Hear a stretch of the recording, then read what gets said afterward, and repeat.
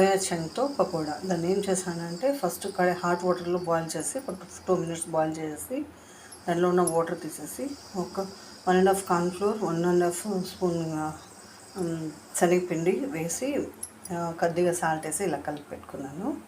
ఇప్పుడు ఒక egg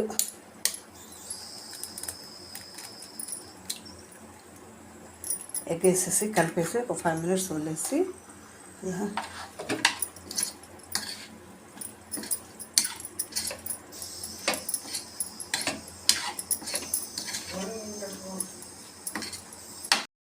oil కాగింది కదా, కొద్దిగా వేసుకుందాం.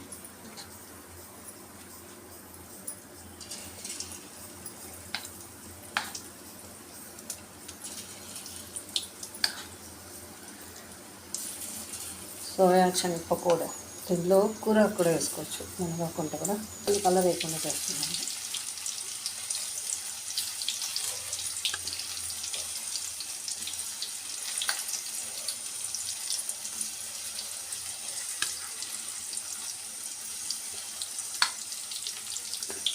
కాసేపు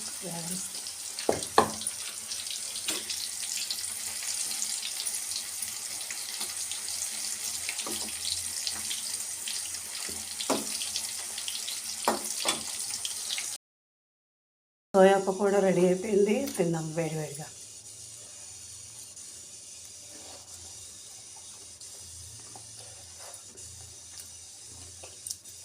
చూసారా?